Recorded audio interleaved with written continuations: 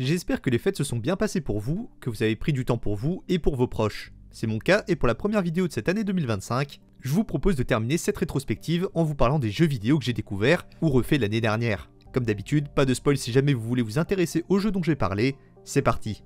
Commençons par deux licences que j'ai reprises en 2024. La première, c'est la trilogie des jeux Mass Effect. Je la fais environ une fois par an en essayant à chaque fois de faire une run un peu différente de la précédente. Mais quoi qu'il arrive, je suis toujours impressionné par l'univers qui a été créé autour de l'aventure du commandant Shepard. Les différentes espèces, leurs liens et le passé qu'ils ont vécu avant même qu'on ait lancé le jeu. On arrive dans un monde qui a bien vécu et dans lequel on doit se battre contre une menace pour l'univers entier. Mais surtout une menace qu'on est les seuls à combattre. Shepard doit trouver des alliés et empêcher les moissonneurs d'attaquer la galaxie. Mais étant le seul à les avoir vus, il ne peut compter que sur lui et son équipage pour agir.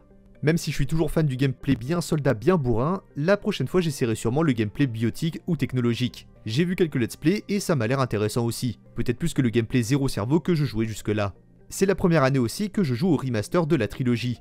Avant je jouais aux jeux originaux et je dois bien avouer que ça change, parce que le premier était quand même sacrément moche. C'est aussi la première année que je tente un Shepard féminin, ce qui m'a permis de découvrir la performance de Pascal Chemin au doublage, et je pense que je la préfère au Shepard masculin. J'aime beaucoup les deux, mais je trouve que la version féminine est beaucoup plus expressive et que ça colle mieux à la plupart des situations. En revanche, si je dois être honnête, j'ai eu l'impression que le jeu partait du principe que les joueurs allaient forcément choisir le Shepard homme. Certaines lignes de dialogue ont été mal optimisées pour la version féminine et ça se voit. Parfois c'est la mauvaise ligne qui est lancée, et une fois c'est carrément la voix de Boris Relinger qui joue à la place de celle de Pascal Chemin. Il n'empêche que j'ai beaucoup apprécié ma redécouverte annuelle en dépit de ces petits bugs. L'attaque de la base des récolteurs avec l'OST épique en fond, le moissonneur de Tuchanka, ou la base de Saren sur la planète Virmir. Jouez à Mass Effect. Il est en plus disponible en bonne qualité maintenant, les textures du 1 n'ont plus rien à voir avec celles du jeu de base, et la narration est excellente. Tout se déroule dans un monde cohérent et qui ne demande qu'à être exploré. Et la deuxième licence que j'ai relancée en 2024, c'est Dofus. Suite à ma vidéo sur Wakfu, j'ai décidé de relancer Dofus pour la première fois depuis au moins 3 ans. Avant je créais un perso et je le laissais tomber au bout de 1 ou 2 sessions. Mais cette fois je me suis surpris à passer plusieurs semaines sans me lasser. Dofus a pas mal changé depuis mon dernier passage, j'ai été surpris par certaines des fonctionnalités. Pour vous donner une idée, le mode marchand existait encore la dernière fois que j'ai fait un perso, mais au final je trouve que les critiques qui sont faites au jeu aujourd'hui sont quand même un peu exagérées. J'ai décidé de créer un Yop, comme je m'attendais à ce que le jeu change et que certaines classes aient été rework, j'ai préféré prendre une classe qui a toujours été facile à jouer. Et oui, le jeu de mon enfance a beaucoup changé et pas qu'en bien, mais certaines choses m'ont permis d'avoir une bonne expérience malgré tout. Je trouve même que l'arrivée de features comme l'hôtel de vente des Dofus ont permis de simplifier certaines choses. On n'a plus à chiner sur les places marchandes d'Amakna dans l'espoir de tomber sur une affaire intéressante. Ma phase Dofus, c'était juste après la sortie de la vidéo sur Wakfu, et donc je n'ai pas encore touché à Dofus Unity. Et je vous avoue que j'appréhende un petit peu ce qui m'attend. Si jamais je me lance là-dedans, peut-être que j'en reparlerai, après tout c'est un des jeux qui m'a le plus marqué de toute ma vie.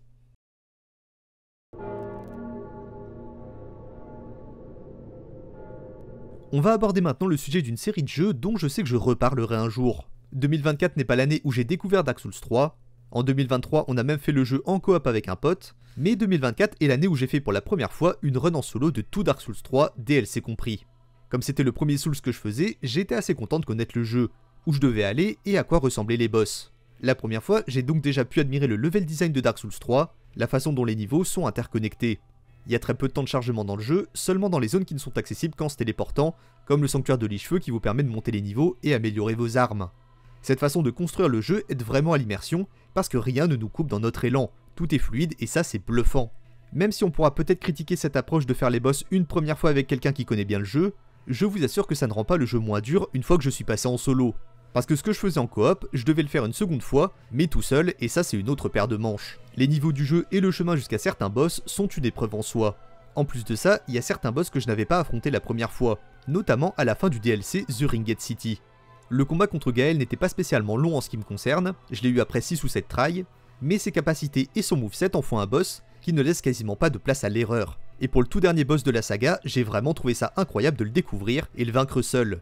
En ce qui concerne ma façon de jouer, j'ai choisi un build avec une grosse épée, l'espadon d'exilé et l'armure de Gundyr le champion, mais la vérité c'est que dans les Souls-like, le choix de l'armure n'est pas important, parce que la différence contre un boss est assez minime. Choisissez ce que vous voulez, de préférence une armure dont vous aimez l'apparence. Et même si j'ai terminé le jeu tel qu'il est, je suis loin d'en avoir fini avec lui. Je vais bientôt me lancer dans les différentes extensions qui ont été faites par les fans, à commencer par Cinders, qui est, il me semble, le mode le plus complet actuel. Je pense que je ferai ça sur Twitch, vous pouvez aller me suivre là-bas si ça vous intéresse. J'ai découvert la sensation d'adrénaline que procurent ces jeux, Des jeux qui vous rendent aussi responsable de vos erreurs que de vos victoires, et j'ai décidé de prolonger mon expérience avec le jeu qui suit.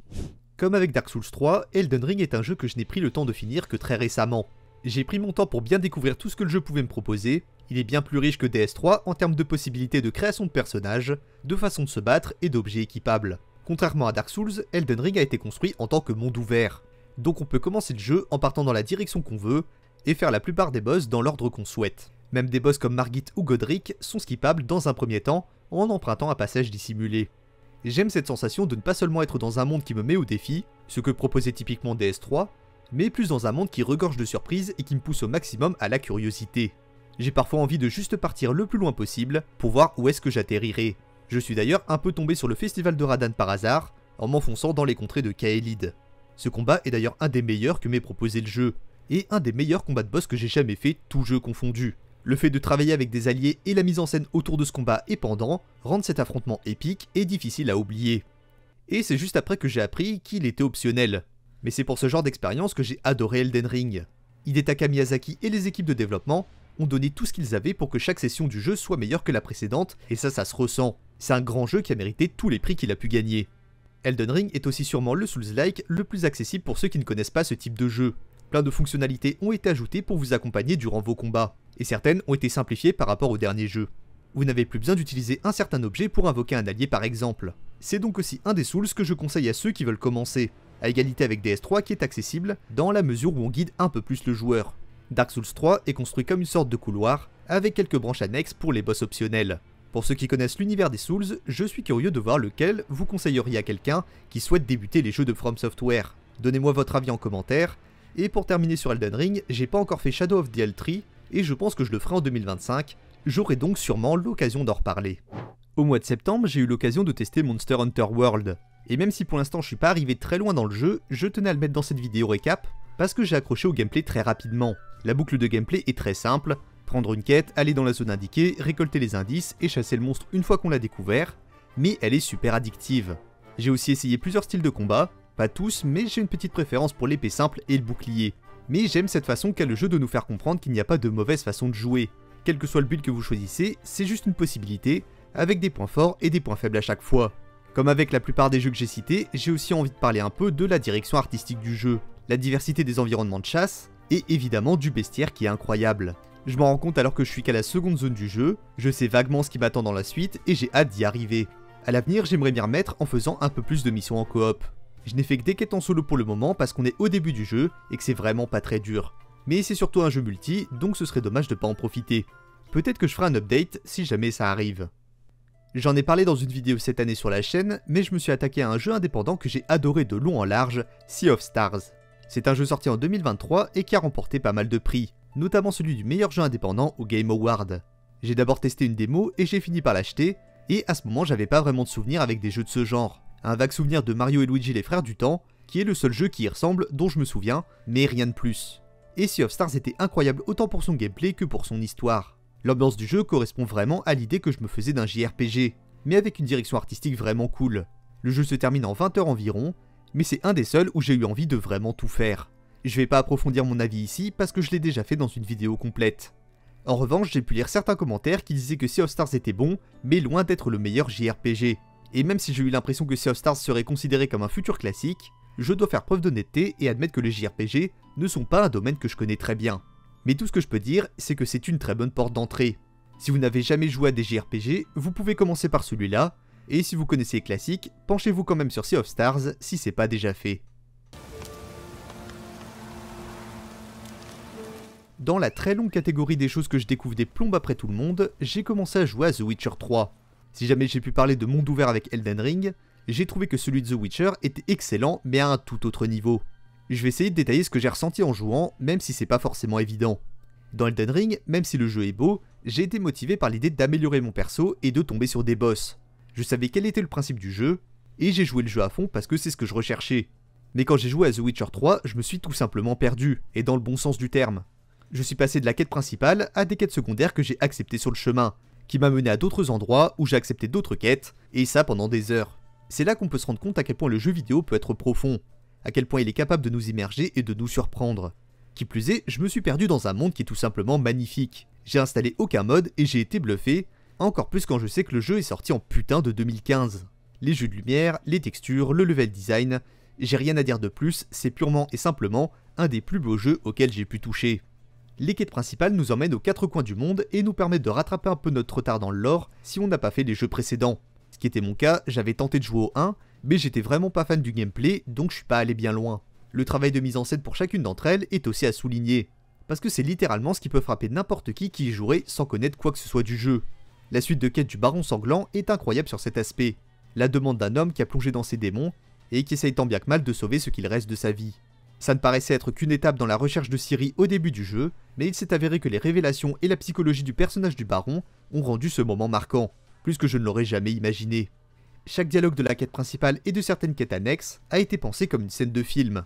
J'ai pas encore terminé le jeu, mais je sais déjà que je vais m'en souvenir, parce que les jeux qui font un effort sur tous les aspects se font assez rares. Les travaux de CD Projekt me donnent envie de me pencher sur certains de leurs jeux, comme Cyberpunk 2077, et me rendent assez impatient de la sortie de The Witcher 4. L'année 2024 a été pleine de découvertes mine de rien. J'ai envie de continuer à découvrir de nouvelles choses jour après jour, et dans tous les domaines dont j'ai pu parler durant ce mois de décembre. N'hésitez pas à me donner vos recommandations sous cette vidéo, c'est toujours un plaisir de vous lire. Quand je sens que j'en aurai envie, c'est avec plaisir que j'en parlerai un peu plus en détail dans une vidéo dédiée. Quand je vois tout ce qu'il me reste à lire, à regarder ou à tester, je me dis que je suis très loin d'être à court d'idées. J'ai pas été très régulier cette année, mais on a quand même atteint l'objectif des 2000 abonnés que je m'étais fixé, et je vous remercie infiniment pour ça. On va essayer de viser un peu plus haut cette année, mais je ne vous en dis pas plus pour le moment. J'ai envie que 2025 marque un tournant dans l'histoire de cette chaîne. J'ai envie de monter de quelques niveaux en qualité des vidéos, j'ai des objectifs en tête et quelques idées qui j'espère vous plairont. Mais en attendant, je vous souhaite une excellente année, que tout se passe bien pour votre vie et vos projets, et je vous dis à la prochaine.